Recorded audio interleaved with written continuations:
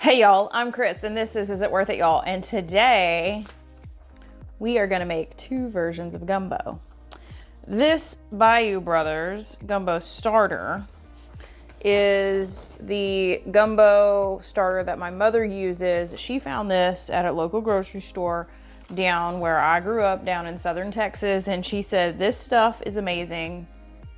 They don't like real spicy food, so she was like, Dad and I love this, you need to try it. So last time we were down, we ended up coming home with two of these because she bought them and threw them in our car. So we're gonna do one batch with this, and then I am gonna use on allrecipe.com the Good New Orleans Creole Gumbo. And the ingredients that I'm reading in this gumbo is what I remember growing up in. Whenever my grandparents would take me, like over the summer, or if they were doing one of their jobs. My grandfather was a dispatcher for an oil company. So we'd go into Louisiana, like Shreveport, Louisiana. And we'd go in and I'd live with them for months and months and months. And gumbo was kind of a thing. So I'm gonna try this recipe versus this jarred stuff. And if it's darn close, I mean, why not, right? Because the hard stuff's done. Now, for those of you that have never made gumbo before, it is a labor of love. It is not instantaneous. It is 2:41 right now, and I am starting gumbo for dinner to be served at 6 p.m. Yeah. So the roux is the biggest deal. You wanna make sure that your roux is spot on, right consistency, texture, color. If you've seen Greg and I make a roux in the past, we do it pretty quick. Whip it up real good, 45 seconds, minute and a half to cook the flour taste off and go. This roux is like a 40-minute roux. So it's different. And I'm gonna walk you through the big steps on a gumbo and take you through this recipe. I like this recipe. It's got a ton of reviews, like thousands, and it's cute because it says this can take 20 to 30 minutes to develop your roux. Okay, my roux usually take about 45 minutes for gumbo, and it's literally like pull up a chair, stand at the stove and for 45 minutes because you don't want it to burn. But the ingredient list on here is fantastic. I've got okra. I bought okra today. I've got shrimp. We are not going to do crab meat, and we do not have andouille sausage. We have boudin that we brought back, and we also have kielbasa. So I don't know if we're going to just like leave them whole and then maybe chop them up and try them in each one to see if we like it, but I do not have andouille. At least I don't think I have andouille. Greg thinks we brought some back, but I don't think we did. I think we brought back boudin because the time before that we brought back a ton of tortillas. So anyway, all that being said, stick around and I'm gonna show you my version of this version of gumbo, because once you figure gumbo out, it's so good and it's so worth it. All right, here we go. Y'all, don't tell Greg he was right. I was digging for our already chopped bell peppers. We brought some back, y'all. We got it. Oh my stars. We have andouille sausage. Great in gumbo, jambalaya, or as an entree. Yes, please. So to get started on this recipe, now the recipe says it's a serving for 20. I think that's cute. It's probably serving for 10. The first ingredient is flour. The second ingredient is bacon grease. And hopefully by now you've seen the video where we clean our bacon grease. I'll link it in a card actually if you want to go check that out. So this is cleaned bacon grease. 3/4 cup. We're gonna get that in. And this is gonna be the base of our roux. Now, this is gonna melt down, it's gonna combine, and we'll see you back in 45 minutes. I'll bring you in when the color changes and when things happen, but this is the love process right now. We are gonna babysit this for a really, really, really long time because this is the base of all flavor for a gumbo. All right, y'all, we're at update stage. See that? Flour and bacon grease are combined. Little bitty sizzle on the bottom. And this is where we're gonna babysit because we wanna go low and slow, and we want this blonde white color to turn into like chocolate chip cookie color or darker. So it's 3:01 right now. I'll let you know when we get done, but I can anticipate probably, I don't know, 3:45, 4 o'clock. We don't walk away from this very much. I can multitask a teeny weeny bit, but most of the time is going to be spent standing right here and running this wooden spoon on the bottom of this pan to make sure we don't burn this. Because if you burn it, guess what? Do over. We don't want that.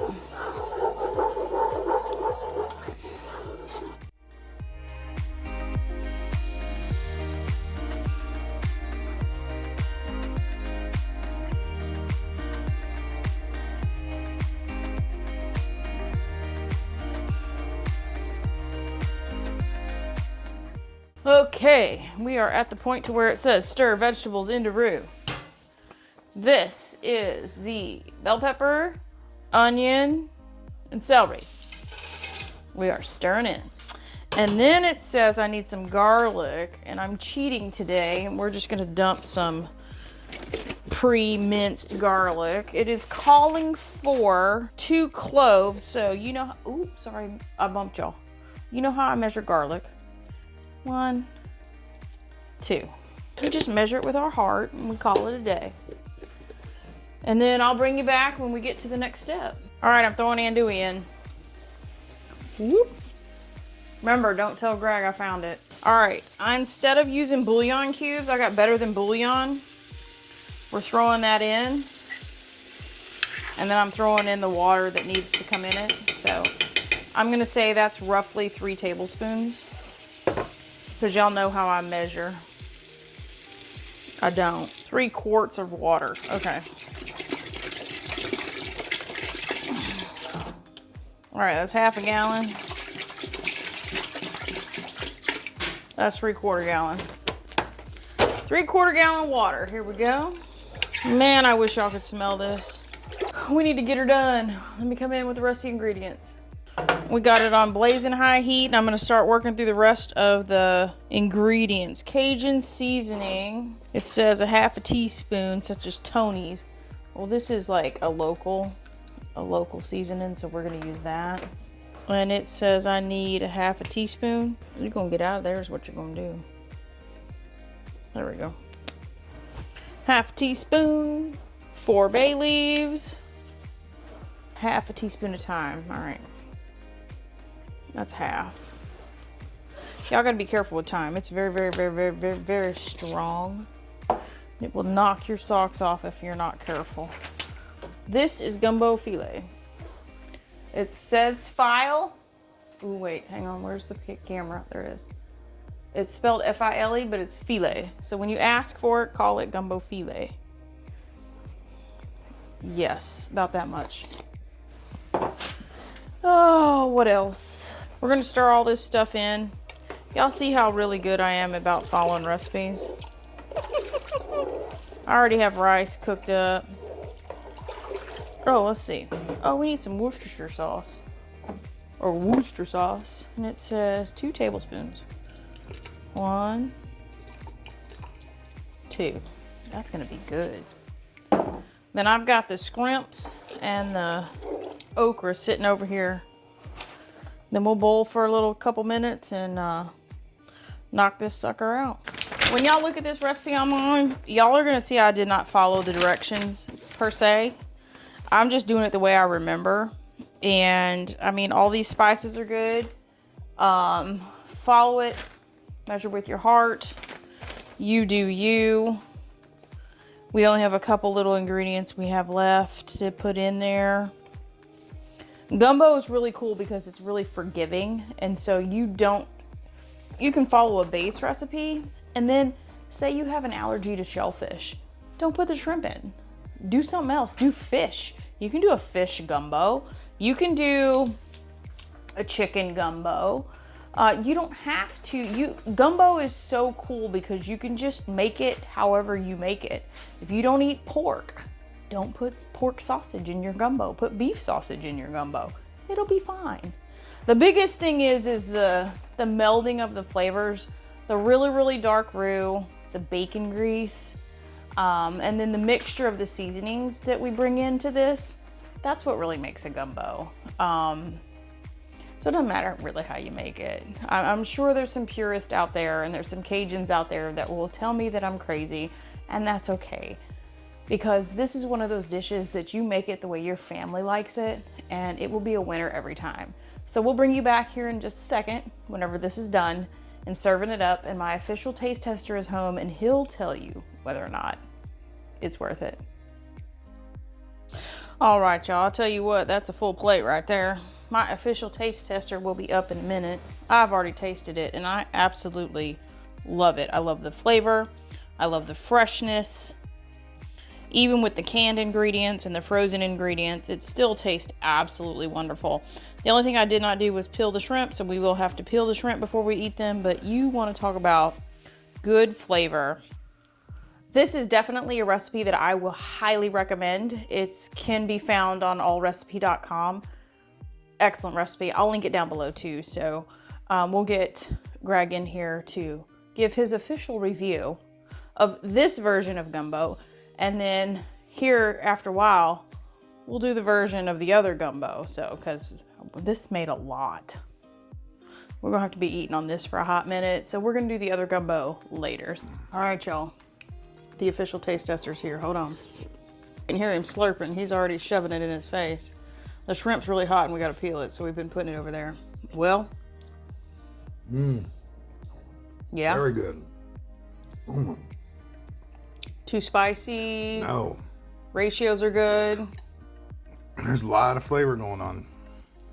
Lots. Oh, it's so good. Have you eaten gumbo before? Gumbo made in a Midwestern place. So this southerner.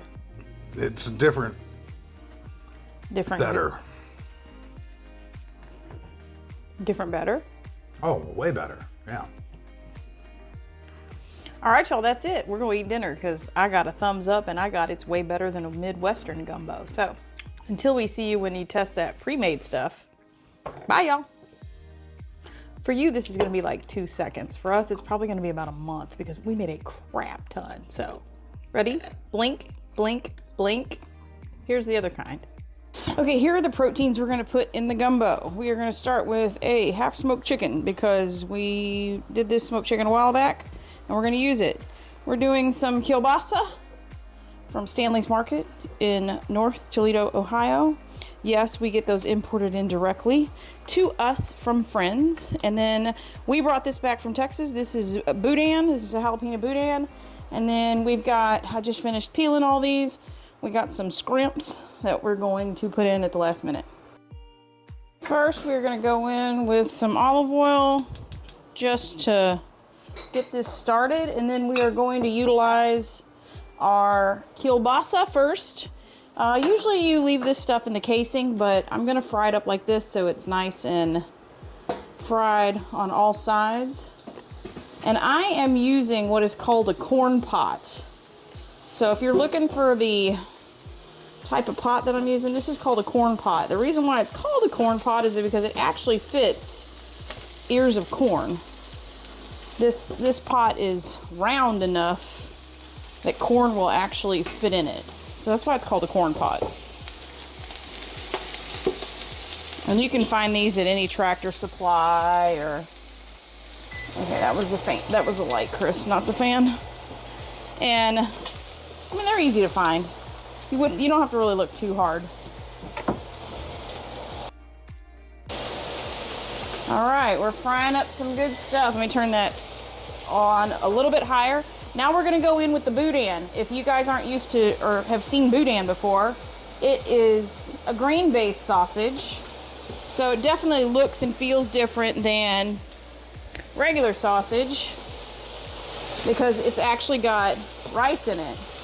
We're gonna fry it up a little bit, see the difference? Oh, but it's so good. So you can definitely tell the difference between sausage that's 100% meat and then boudin, which actually has greens in it. So we're gonna get this all nice and browned up and then we're gonna start layering in everything else. All right, that looks good enough to me. Some of that boudin's sticking on the bottom. So we're gonna go in with that chicken. We are gonna go in with the pre-made gumbo sauce. Oh wow, look how thick that is. Smells good. It's probably not gonna be spicy enough for Greg and I, but it'll be spicy enough for our guests. We may have to have some hot sauce. That's kind of cool. So what I'm gonna do is to get the rest of that out of there, I'm gonna put the required stock in and zhuzh it around and get all that out.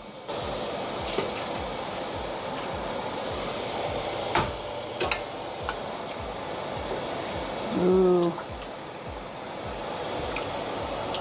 That smells good, and I'm not mad at that.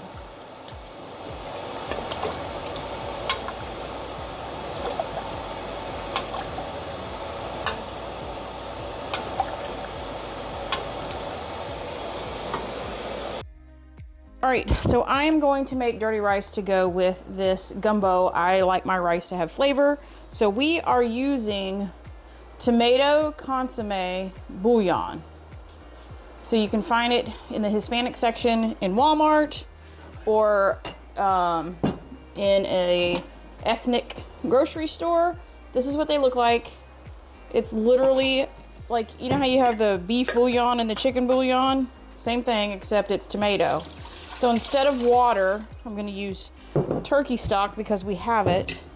It calls for, I've got 4 cups of rice, so I'm gonna do 6 cups of stock, and I'm eyeballing it.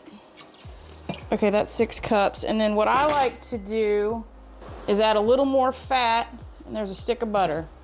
So we're gonna heat this up. We're gonna put the Instant Pot on saute, heat this up, and I'll show you what the liquid looks like after those consomme cubes dissolve. And I'm using 1 of these cubes per every 2 cups of broth. All right, looks like those tomato consommes have dissolved. So the next thing I'm gonna do is put the rice in here, and we're going to pressure cook the rice for 12 minutes. And if you've never cooked rice in an Instant Pot, try it because you will definitely not regret it. It's so easy.